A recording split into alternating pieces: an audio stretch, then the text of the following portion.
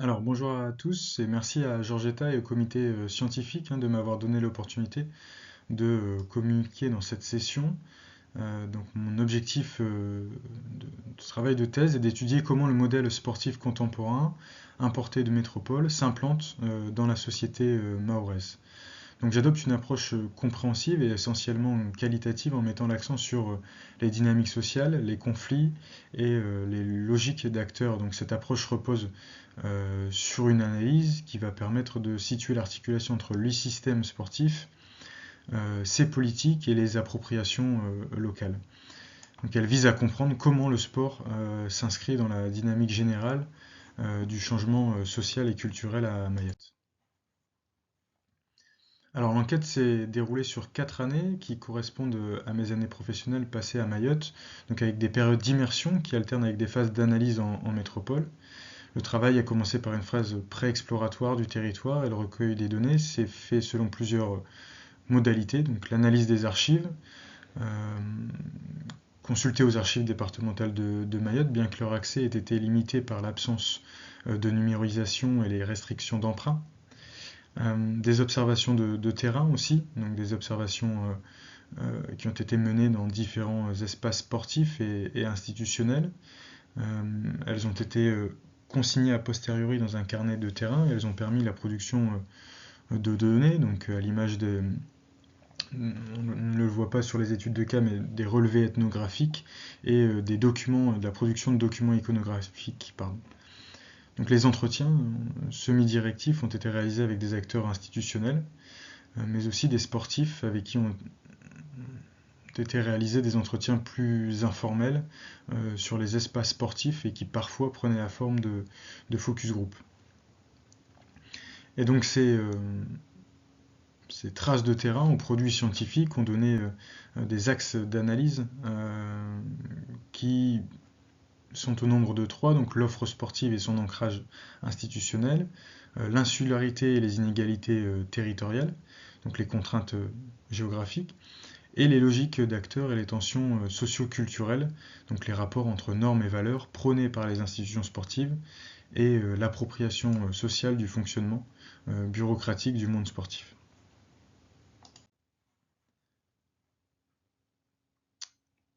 Historiquement, à Mayotte, dans les pratiques sociales villageoises et festives, les pratiques corporelles s'enracinent dans des temps de jeu ritualisés et sont des ciments communautaires. Mais celles-ci ne font pas l'objet d'intérêt par les politiques sportives qui sont déployées en Outre-mer, qui sont fortement liées à la jeunesse et à la cohésion sociale.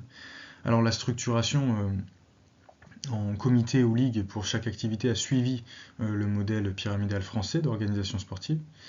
Ce déploiement aussi politique s'est accompagné d'ateliers réflexifs avec les assises du sport dès l'année 78, qui engagent des chargés de mission, des enseignants de PS qui prolongent l'éducation sportive au-delà du cadre scolaire, et les acteurs décentralisés à réfléchir sur un plan de développement du sport. Les assises ont connu un temps d'arrêt à partir des années 90, départementalisation oblige, et elles n'ont repris que récemment en 2018 où elles étaient présentées par le comité régional olympique et sportif comme les premières assises qui pourraient produire un schéma territorial de développement du sport. Alors, globalement, dans ce qui revient, c'est l'arrêt de la structuration de ce mouvement sportif, mais aussi le sous-équipement, qui est une problématique historique, puisque c'est un territoire à forte tradition agricole, mais aussi avec des difficultés sur la disponibilité foncière. Donc on a la dualité entre propriété coutumière et propriété privée. Et en plus de cela, s'ajoutent les incompréhensions entre le syndicat mixte d'investissement et d'aménagement de Mayotte, qui est dissous depuis quelques années, et les communes qui, normalement, se sont vues déléguer la gestion de ces espaces à l'issue de leur construction, mais n'en assument pas la responsabilité. Et enfin, donc, le déficit de formation, en ce sens qu'il concourt à l'insuffisance de l'encadrement dans le domaine sportif. Et pour reprendre les propos situés dans les archives sur les procédés de formation, on voit aussi qu'il s'agit de donner aux futurs éducateurs qui sont en formation une mentalité de travail, de s'astreindre à l'effort et d'avoir les outils modernes de l'entraînement. Donc c'est une philosophie imprégnée de l'idéal coubertinien dans le projet d'éducation complète entre corps et âme, Et ces formations-là sont, depuis hier et encore aujourd'hui, encadrées par des conseillers techniques sportifs fédéraux de La Réunion ou de métropole. Et donc dans les entretiens qu'on a pu faire, il y a toujours un décalage entre les représentations et les perceptions ethnocentrées des représentants du sport français, qui se doivent de développer et de contrôler la vie associative, conforter l'appartenance de la collectivité aussi en transmettant des valeurs républicaines, et les acteurs locaux qui sont au plus proche du territoire, qui connaissent les problématiques et qui organisent les séances sportives à l'année. Donc on voit par exemple dans un entretien avec un cadre fédéral à l'issue d'une formation qui dit je trouve qu'il y a un esprit un peu jeu, voire touristique et peu de sérieux, ça manque de discipline. Et à l'inverse, un acteur qui est en formation et qui pointe du doigt le fait que c'est tout le temps à Mamoudzou, donc la centralité un petit peu de ces organismes formateurs. Il y a des choses comme les aspects de la performance que l'on aborde en formation qui ne peuvent pas être faites ici. Donc voilà, une différence entre la perception, la représentation des acteurs qui viennent ponctuellement sur le territoire et des acteurs qui y sont. Alors cette analyse, cette conflictualité se prolonge aussi dans la relation entre acteurs décentralisés et collectivités territoriales. Là on voit deux extraits d'entretien avec des acteurs décentralisés de l'État qui, globalement sur le contrôle des structures, appartiennent au mouvement sportif associatif. Enfin, ces structures qui sont contrôlées le sont par les services de la DJSCS ainsi que le CROSS. Et donc pour ces acteurs étatiques, on constate que ce qui est mentionné dans les entretiens, c'est un nécessaire interventionnisme, tant la structuration du mouvement sportif est embryonnaire et immature. Donc on voit dans le verbatim 2, pas de compétences, pas de stratégie, ne répondent pas aux exigences, donc on retrouve un caractère désolidarisé de ces acteurs.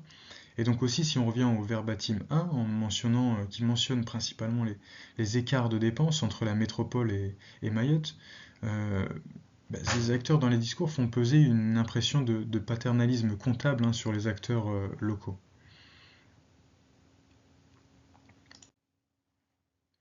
Et donc à l'inverse, les acteurs locaux se heurtent à une non-préparation à la bureaucratisation du mouvement sportif qu'implique nécessairement l'appartenance à une ligue sportive et ses obligations administratives. Ce qui revient dans les entretiens avec des acteurs locaux, c'est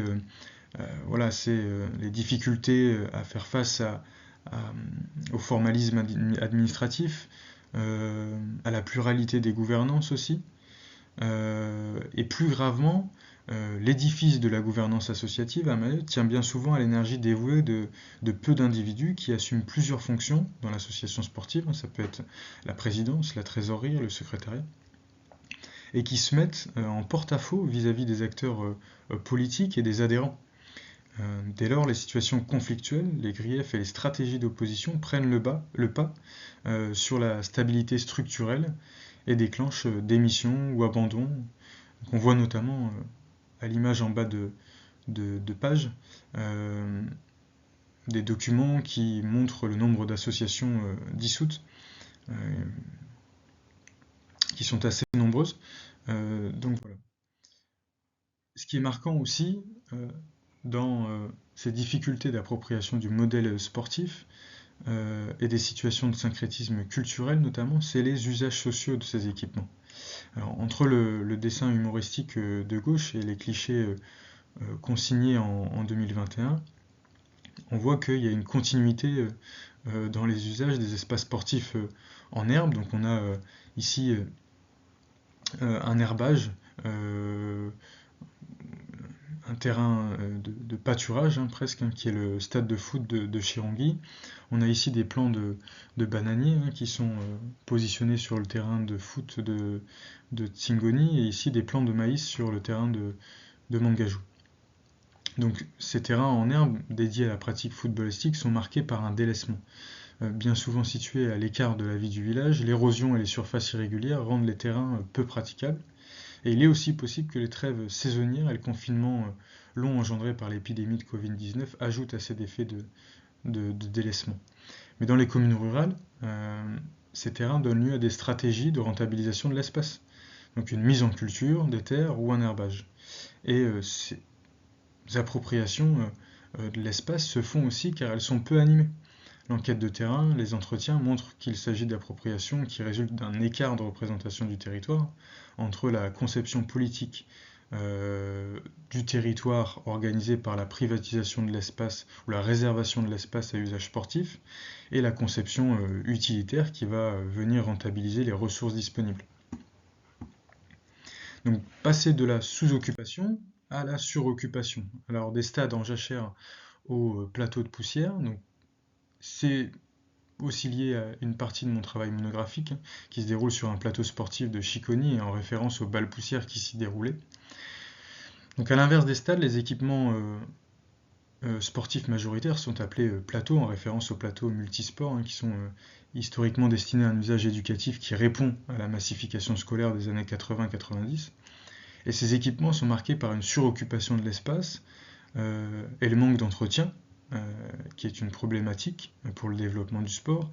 Et donc ce sont les sportifs eux-mêmes qui, bien souvent, en autogestion, participent à l'entretien des plateaux, qui sont, comme le mentionne l'acteur avec lequel nous nous sommes entretenus, suroccupés, puisqu'ils concentrent les pratiques sportives collectives, les pratiques en éducation physique et sportive, et qui deviennent aussi des hauts lieux de la vie sociale des quartiers, puisqu'ici s'y positionnent des manifestations religieuses, des meetings politiques, des mariages, donc qui participent réellement à la construction identitaire des habitants.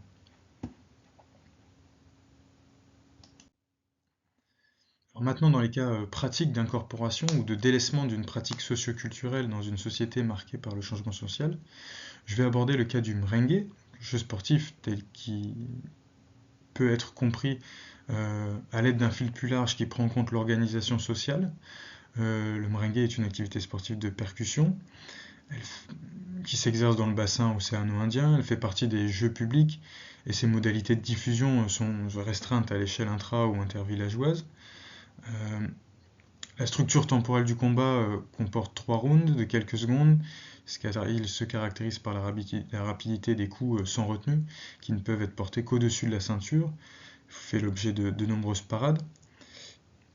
Et l'équilibre du combat est maintenu par la volonté collective de se faire affronter des combattants de la même catégorie, d'âge ou à l'approche visuelle aussi des combattants. Et sa pratique aujourd'hui est proche de disparaître parce qu'elle n'a pas fait l'objet d'attention institutionnelle, a été délaissée. Parce que cette pratique est globalement assimilée dans notre entretien à une pratique sauvage, bruyante dans l'espace public et qui ne correspond pas aux valeurs des sociétés occidentales où les corps ne doivent pas s'affronter mais s'éprouver. Donc sans tentative de cadrage ou de patrimonialisation, elle devient une pratique culturelle qui s'efface, alors qu'elle aurait pu être conservée aussi par la vivacité du dialogue intergénérationnel, et donc constituer une forme d'héritage. Et aujourd'hui, la pratique du merengue est au mieux reléguée à la période du ramadan, où fait l'objet d'arrêtés municipaux pour éviter les débordements, et au pire totalement supprimée. De même, elle laisse une large place à l'interprétation des acteurs politiques qui reconstruisent une image de l'activité en fonction de la situation présente et de leur position dans la structure socio-économique, et non de l'activité originelle. Un autre exemple d'une activité physique ou d'un jeu sportif en tout cas qui ne connaît pas le même destin que le merengue mais qui marque aussi le changement social et culturel à Mayotte, c'est la sportivisation d'un jeu d'enfance. Alors dans les activités ludiques, la jeunesse de Mayotte s'exerce à maîtriser avec des moyens rudimentaires des jeux simples en utilisant des objets usuels ou usagés. Alors d'autres jeux d'enfance s'approprient des éléments industriels, mais la création fait elle-même partie du jeu, l'habileté manuelle est valorisée, et ce jeu donc de pousser le pneu avec les bâtons se cantonne à l'enfance. Il est non genré et se retrouve dans d'autres régions d'Afrique subsaharienne et à Madagascar. Et à la campagne comme à la ville, il est lié à la forme moderne que prennent les quartiers aussi avec les détritus qui s'y jonchent. Et donc si l'on raisonne en classe d'âge, le temps de ce jeu est lié à l'enfance et lui permet de jouer son rôle et de se situer socialement, là où les jeux footballistiques participent à la construction du passage aux sociabilités adolescentes par exemple. Et donc ce jeu, par l'initiative d'enseignants métropolitains, en EPS, a été appropriée et sportivisée au sens de la construction d'un règlement et d'une mise en compétition au sens d'un processus sélectif et méritocratique. Et aujourd'hui, il, si c'est un jeu, ou elle, si c'est la course de pneus, fait partie de l'animation même du territoire et dans la même veine de l'appropriation culturelle. Le défi du Fundi donne aussi à voir ces logiques de sportivisation et de folklorisation, hein.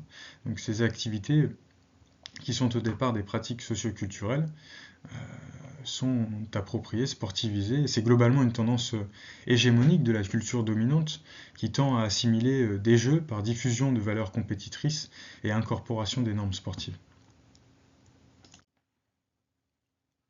Pour aller plus loin, d'autres pratiques sportives qui s'exercent dans un but touristico-économique s'implantent progressivement. On peut retrouver ici des activités sportives qui prônent des valeurs de performance, et ces activités sportives à la recherche des limites corporelles tendent à échapper à des processus de sociabilité commune, en ce sens que contrairement aux jeux sportifs traditionnels, elles ne s'ancrent pas dans le quotidien des villages, elles sont un temps à part qui nécessite de l'énergie physique et une plage de temps à dédier à l'effort. Donc elle répond à la demande d'une partie de la population et fait l'objet d'un investissement politique fort, mais ne répond pas aux problématiques initiales du territoire en mobilisant les fonctions intégratives des activités sportives. Par ailleurs, elle montre aussi les valeurs cardinales de l'hygiène, du bien-être, du corps en forme, qui sont mises en avant et qui posent des étiquettes corporelles du changement socio-culturel, puisqu'elles véhiculent les marques des sociétés occidentales, hein, telles que l'indétermination, l'individualisme, le souci et le dépassement de soi, la contemplation et la reconnexion à la nature aussi, hein.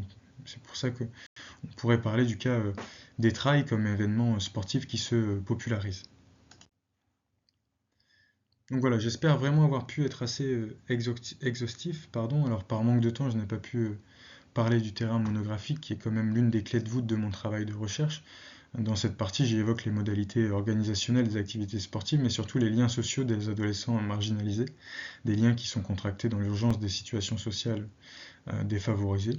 Je parle aussi des activités sportives auto-organisées qui sont socialement légitimées, là où le sport fédéral et associatif ne remplit pas toujours leur fonction sociale, mais surtout du sport comme lieu de transition et de transaction culturelle, donc avec l'évolution de la place des femmes dans l'espace public, de la perdurance aussi des rituels de protection, hein, les hijabus, contre le mauvais œil dans les activités sportives notamment, à l'approche ou pendant les compétitions, et enfin la dominance sociale des tournois Ramadan, pendant lesquels les activités fédérales sont à l'arrêt. Voilà, je vous remercie de votre attention et je reste disponible pour des échanges.